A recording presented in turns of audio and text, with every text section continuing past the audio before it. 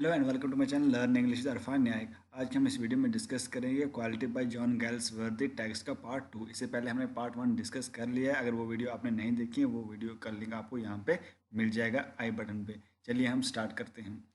I remember well my shy remark one day while stretching out to him my youthful foot, isn't it awful hard to do mister Gessler. तो यहाँ पे जो है narrator बोल रहा है कि मुझे एक दिन याद आता है कि जब मैंने अपना पाँव जो है, अपना पैर जो है स्ट्रेच किया, फैलाया उसके आगे, और वो बोला कि मतलब मैंने शूज़ बनवाना है। तो फिर मैंने पूछा मिस्टर गैसलर को कि ये हार्ड काम नहीं है, ये शू मेकिंग, क्या ये हार्ड काम नहीं है?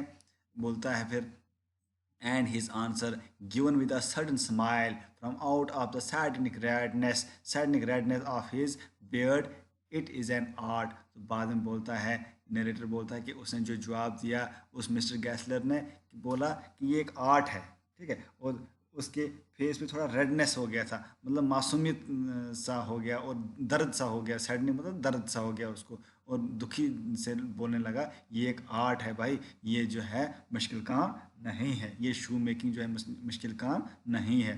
किसने बोला? मिस्टर गैसलर ने। किसको बोला? बोला नरेटर को, ठीक है। Himself he was little, as if made from leather, with his yellow crinky face and crinkly reddish hair and beard, and neat folds slanting down his cheeks to the corner of his mouth, and his guttural and one-toned voice. For leather is a saddening substance, and stiff and slow of purpose। यहाँ पे बोलता है, यहाँ पे narrator बोलता है कि उसका जो मतलब एटीट्यूड था, उसका एटीट्यूड मतलब बहुत सिंपल था। किसका? मिस्टर गैसलर का। और बोलता है कि उसका फेस जो है बड़ा क्रिंकली, क्रिंकली मतलब वहाँ पे झुर्रियाँ पड़ी थी, हुई थी उसके फेस पे, और रिंकल्स थे उसके फेस पे, और वहाँ पे जो मतलब वो डस्ट है, मतलब शूज़ बनाने की उधर वाली डस्ट होती है, वो उसके फेस पे लगा हुआ था। और बोलता है उसके हेयर जो है थोड़े रेड रेड कलर के थे, उसके हेयर क्या थे? रेडिश टाइप के थे। और बोलता है फोल्ड, और क्या बोलता है? बोलता उसकी साउंड जो है वो क्या थी? गटरल। गटरल होता है, कोई सिगरेट पीता है ना, जब सिगरेट पीने वाला बंदा बात करेगा वो गटरल साउंड में बात करेगा, गड़गड़ करेगा, ठीक है। तो उसी साउंड में जो है उसकी बात होती थी, मतलब वो जो है गैसलर के वैसी साउंड थी। क्योंकि वहाँ पे लेदर होता था, लेदर पे मतलब वहाँ पे जलाते थे, धुआं करते थे वहाँ पे ना, तो उससे धुएं से जो है वो उसका गला खराब हो गया था, और उसी आवाज़ में, वो गटरल साउंड में वो गैसलर बात करता था।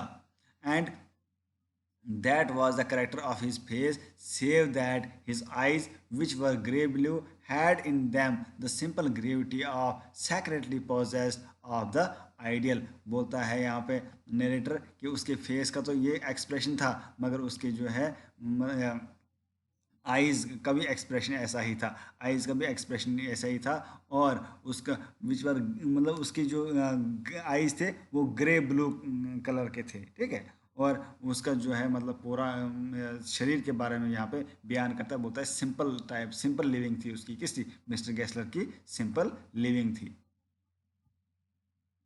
उसके बाद बोलता है his elder brother was so very like him, the watery paler in every way, with a great industry, and sometimes in early days I was not quite sure of him until the interview was over।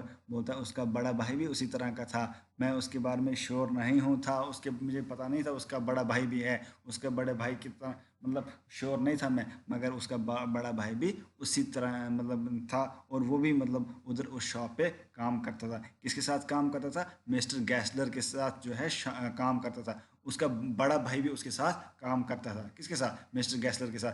कौन बोलता है? ये narrator. Narrator जो है, ये narrator story को depict कर रहा है, बोल रहा है। किसके बारे में बोल रहा है? मिस्टर गैसलर के बारे में बोल रहा है, ठीक है। और मिस्टर गैसलर कौन था? मिस्टर गैसलर एक शो मेकर था, और उसके बारे में स्टोरी बोल रहा है। आपको स्टोरी क्लियर होनी चाहिए, फिर आपको टेक्स्ट पढ़ना है, ठीक है। पहले बार आपको स्टोरी क्लियर होनी चाहिए, किसके बारे में स्टोरी चल रही है। तो जब पढ़ोगे वो आहिस्ते आहिस्ते आपको समझ आएगी। ये नरेटर बोल रहा है, ठीक है, राइटर लिख रहा है, नरेटर बोल रहा है, नरेटर से बुलवा रहा है राइटर, ठीक है। और स्टोरी किसकी है? मिस्टर गैसलर की, और गैसलर ब्रदर्स की स्टोरी है। मिस्टर गैसलर है, उसका बड़ा भाई एक एल्डर ब्रदर है, वो क्या कर रहे हैं? वो शू मेकिंग का काम कर रहे हैं लंदन में। तो उसकी बात जो है, उनकी बात जो यहाँ पे राइटर कर रहा है, ठीक है। और बोलता है कि उसका जो मतलब उसका हौलिया बोलता पूरा बोलता है उसका फेस कैसा था, उसका एक्सप्रेशन कैसा था, उसकी लाइफ कैसी थी, वो कहाँ पे रहता था और उसकी आवाज़ कैसी थी, वो पूरा मतलब उसकी पिक्चर को डिपिक्ट करता है, पूरी उस मतलब दुकान की पिक्चर को, उस मतलब उस बंदे की पिक्चर को डिपिक्ट करता है यहाँ पे राइटर, ठीक है। और बोलता है next, then I know that it was he if the words I ask my brother had not been spoken and that if they had it was his elder brother। तो ये बोलता है मुझे पहले इंटरव्यू लेने से मैंने जब उसका इंटरव्यू लिया, उसके पास गया, मिस्टर गेस्लर के पास गया, फिर मुझे पता चला कि उसका एल्डर ब्रदर भी था। उससे पहले मुझे पता नहीं था। कौन बोल रहा है? ये नरेटर बोल रहा है। फिर मुझे पता चला कि जब भी मैं उसके पास गया, उसने बोला कि I will ask my brother. Brother BRUDDR यहाँ पे लिखा है, मगर असली BROD, ब्रदर, ब्रदर की स्पेलिंग आपको आती होगी, ठीक है। तो यहाँ पे क्या बोल रहा है वो? यहाँ पे नरेटर बोल रहा है कि जब मुझे मैं उसके पास गया, फिर मैंने उसका इंटरव्यू लिया, और जब कोई भी काम उसको देता था बंदा, मिस्टर गैसल को कोई भी काम देता था, वो बोलता था I will ask my elder brother. मैं बड़े भाई से सलाह लूँगा, मैं उससे बातचीत करूँगा, मैं उससे डिस्कशन करूँगा इस बारे में, फिर मैं ऑर्डर्स लूँगा। क्योंकि वो ऑर्डर्स लेते थे ना, शू मेकिंग का ऑर्डर्स लेते थे वो, मतलब कोई भी किसी ने भी शूज़ बनाना होता, वो उनके पास जाते, पहले ऑर्डर करते, और ऑर्डर किए हुए शूज़ ही वो बनाते, एक्स्ट्रा शूज़ वो नहीं बनाते थे। वो वहाँ पे उनकी शॉप थी, वो खुद बनाते थे शूज़, वो मतलब बनावटी चीज़ों पे यकीन नहीं करते थे। मतलब दुकान पे बनावटी चीज़ों पे या खुद जल्दी जल्दी बनाना या टेम्परेरी शूज़ बनाने पे वो यकीन नहीं करते थे। दे बिलीव्ड ऑन ओरिजिनलिटी, ठीक है। They were hard worker, they did not believe in the haste. Haste पे बिलीव नहीं करते, जल्दी जल्दी करते, जल्दी जल्दी करें और जल्दी जल्दी पैसा कमाएं, नहीं। उनका यकीन था कि हम क्या करें, अच्छी तरह शूज़ बनाए, और फिर जो कोई कुछ भी काम होता था वो अपने भाई से पूछता था। कौन? यही जो मिस्टर गैस्टर है।